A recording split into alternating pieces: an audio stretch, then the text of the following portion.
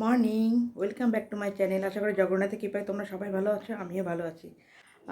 এখন বাজে 11টা, কিন্তু আমার পুরো কাজ কমপ্লিট হয়নি। রান্না কিছুটা কমপ্লিট হয়েছে আর কিছুটা বাকি রয়েছে। আর আজকে আমি ঘরে কিছুটা গোছাবো। আমার ড্রেসিং টেবিলের অবস্থা প্রচণ্ড খারাপ। এই হচ্ছে ড্রেসিং টেবিলের অবস্থা, দেখো পুরো ছিটিয়ে যা না তাই হয়েছে। একবার করে গোছাবো আর একদিন দুদিন পরে আবার যা না তাই হয়ে যায়। যা পারছে সব ড্রেসিং টেবিলের উপর সবাই দুজনায় মিলে, দুজনা বলবো না, আমারও হয়তো কোনো সময় ভুল হয়ে যায়, রেখে দিই। তো চলো আজকে ড্রেসিং টেবিলটাকে গোছাই, কারণ চোখে দেখা যাচ্ছে না একদম। দেখ কী অবস্থা, একদম ছিটিয়ে আছে। এগুলো না গোছালে ভালো লাগছে না। আগে গুছিয়ে নিই, তারপরে রান্নাঘরে যাব। তো চলো আগে গুছিয়ে নিই।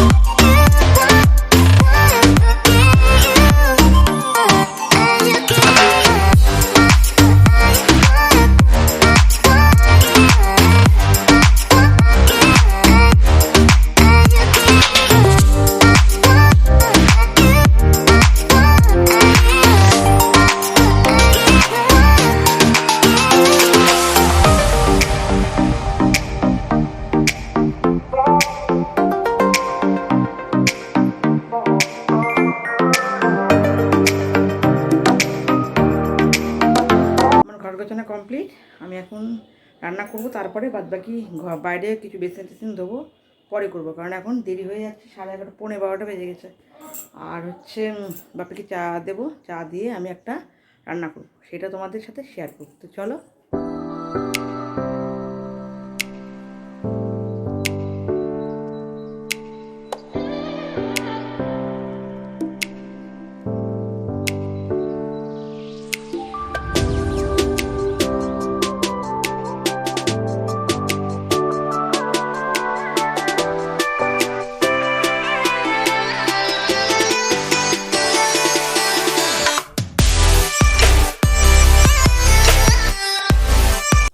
চলে এসেছি রান্নাঘরে।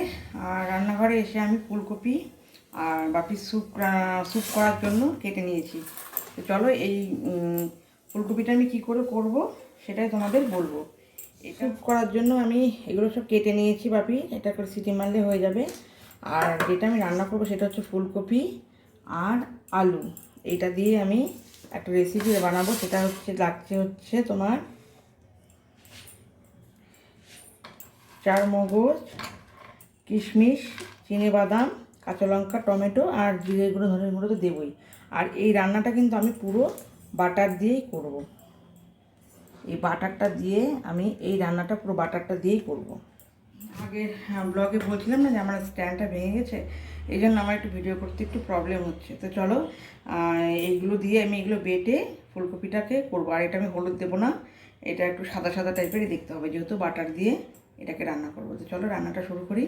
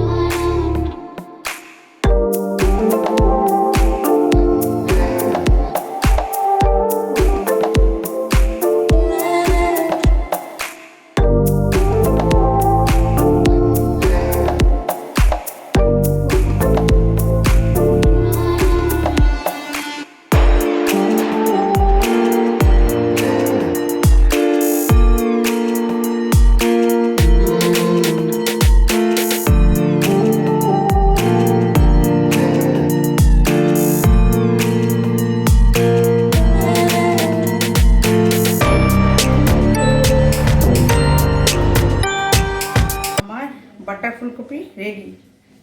আর আজকে কী কী রান্না করেছি দেখো একবার। এটা হচ্ছে খয়রা মাছ ভাজা, নিচে ভাত আছে, ভাজার সাথে এই ডাল, মুসুরির ডাল সোমবার দিয়ে আর 3টে ভেটকি মাছ। আর আমি করলাম এখন ফুলকপি, বাটার ফুলকপি আলু দিয়ে। এই বাটার ফুলকপিতে কিন্তু আলু না দিলেই ভালো লাগে, কিন্তু মেয়ে যেহেতু আলু ভালোবাসে আর আজকে আমার রান্নাতে কোনো আলু নেই, সেজন্য আমি আলু দিলাম না, আলু না দিলেই ভালো লাগে। আর আরেকটু মানে পুরো বাটার দিয়ে যদি ভাজা ভাজা করা যায় তাহলে আরও ভালো লাগে, কিন্তু আমি কম বাটার দিয়ে করলাম, একবারে দিয়ে নুন দিয়ে ভেজে নিলাম, কেননা না হলে বেশি বাটার পড়লে বাপি মার অসুবিধা হবে, তাই জন্য অল্প বাটার দিয়ে করেছি। আর আমি না গোটা গরম মশলার কথা বলতে ভুলে গেছি, আমি ওর মধ্যেই দিয়ে দিয়েছিলাম। আচ্ছা, এবার গেল হচ্ছে রান্না। তারপরে এখন করবো বাপির জন্য স্যুপ, এই যে কাটা। আর স্যুপের জন্য না একটা জিনিস নিয়ে এসেছে, সেটা হচ্ছে এই যে সুইট বেবিকর্ন। এই সুইট বেবিকর্নটা না খুব সুন্দর খেতে, মিষ্টি। এটা বাপির জন্য নিয়ে এসে, এটা প্রতিদিন আমি স্যুপের মধ্যে অল্প অল্প করে দিচ্ছি। আর আমি না বাপির স্যুপে আপেলও দিয়ে দিই, আপেল শশা, যেহেতু বাপি কাঁচা খেতে পারে না, এই জন্য ওর মধ্যেই দিয়ে দিই, তাহলে একবারে আপেলটা শশা ফলও খাওয়া হয়, সবজিও খাওয়া হয়। তো চলো এইটা স্যুপেটা বসিয়ে দিয়ে আমি মাকে স্নান করিয়ে আমি স্নান করবো, কেন মা বাপির কাছে স্নান করছে না, আজকে আমাকে স্নান করাতে হবে। তো চলো স্যুপটা বসিয়ে আমি মাকে স্নান করিয়ে দেবো, তারপর বাইরে কিছু কাজ আছে আমার, বেসিন টেসিনগুলো পরিষ্কার করতে হবে। চলো, অনেক দেরি হয়ে গেছে, চটপট কাজগুলো সারি না।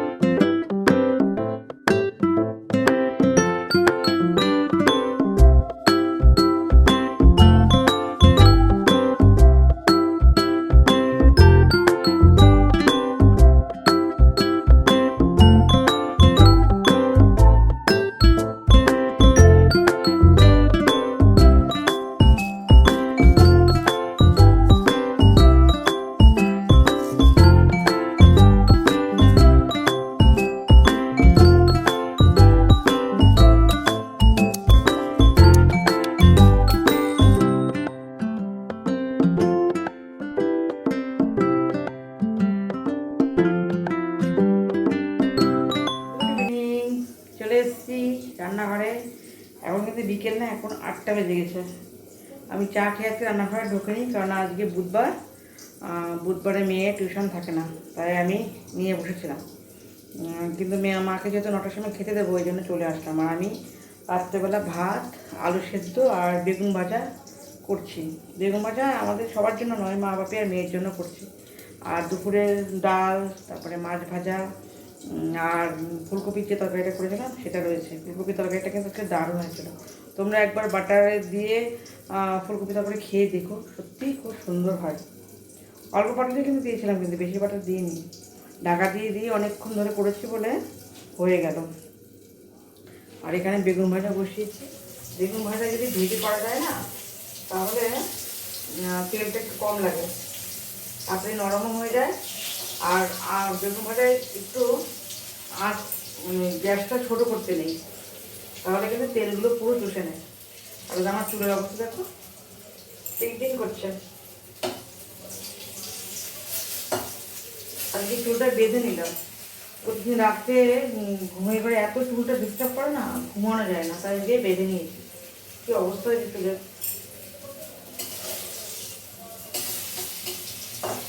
সঙ্গে ভিতরে না মাছ ভাজাগুলো দিয়ে দিলাম, তাহলে গরমে থাকলে ভাতের সাথে খেতে ভালো লাগবে। তো আমার রাত্রে রান্না কমপ্লিট। আর কয়েকটা বাসন আছে, চায়ের বাসনগুলো মেজে আমি আবার মেয়ের কাছে চলে যাব। একটু মেয়েকে দেখাতে হবে, কেননা মেয়ের পরীক্ষা বেশি দিন নেই, হয়তো 5ই ডিসেম্বর সেকেন্ড ইউনিট টেস্ট শুরু হবে। সেই জন্য ওকে একটু দেখাতে হবে, না বসলে হবে না।